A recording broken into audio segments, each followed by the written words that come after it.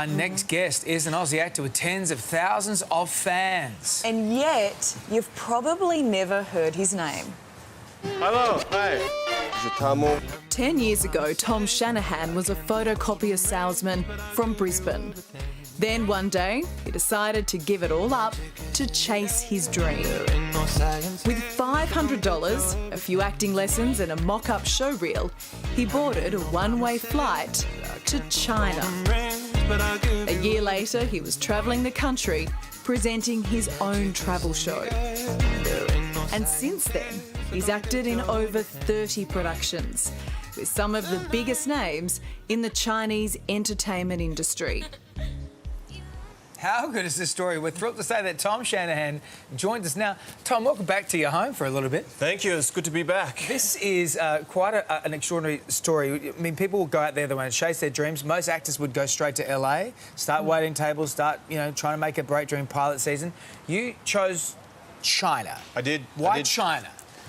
Well, why not? That's the question. I can think of a lot of reasons. You don't speak the language, being number one. Yeah.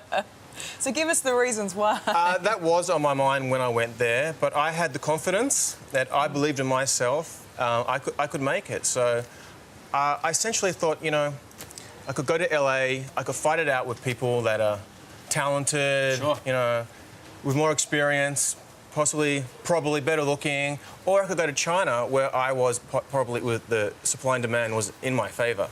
So I went to China. That's a good idea. And I tell you what, you're kind of, you were ahead of the crowd, because I was actually in China doing a story on what we call Chinawood for 60 Minutes. You did Chinawood? 2 years Yeah. ago, and went to Hengdian, which is the largest film plot on the planet. Yeah. Like, they built a replica of the Forbidden City, which is 2 size. And I think the day we were there, they were filming 52 different movies.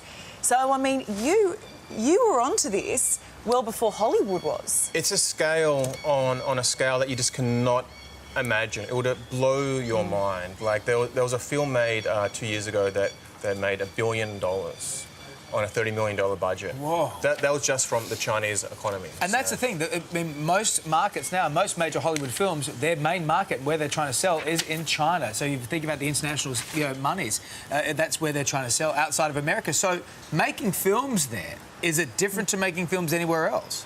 It is completely different. Everything you do in China is different from doing it anywhere else in the world. Right. Everything. So making films is no exception. One of the differences is everything is regulated.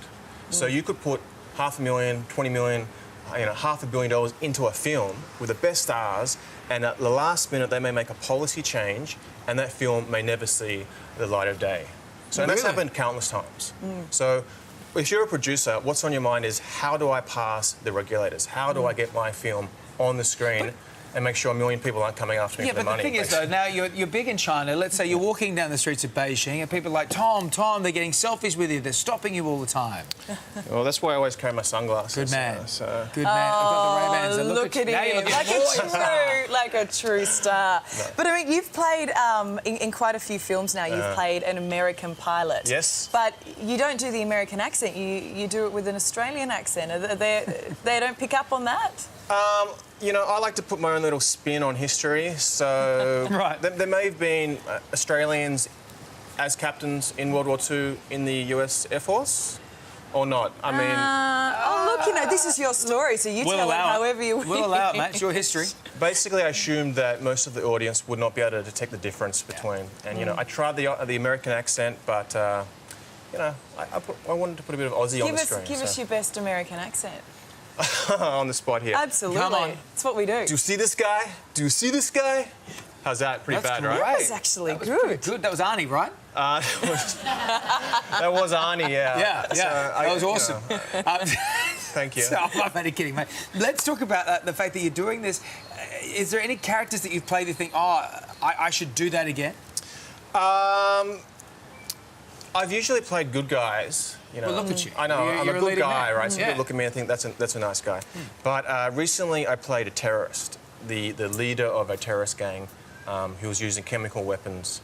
I was a very bad guy, as bad as you can get. That was me. And Australian accent still? More like a bit of an Austrian one. Yeah, there. yeah. So, Hans Gruber style. A bit, a bit of Schwarzenegger. Yeah.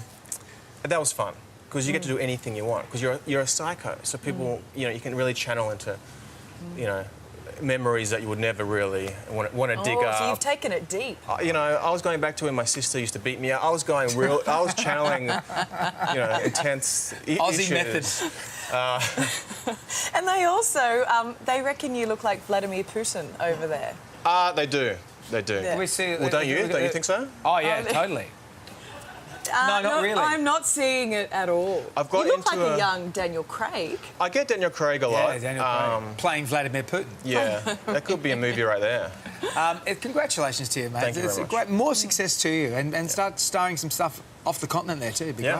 A Representing bold Australia. move. A bold move and Good it on paid you, off. Tom. Alrighty, thank you, Tom. Well, it's now over to Jane and Clint, who are on the MasterCard People's Court. Thanks,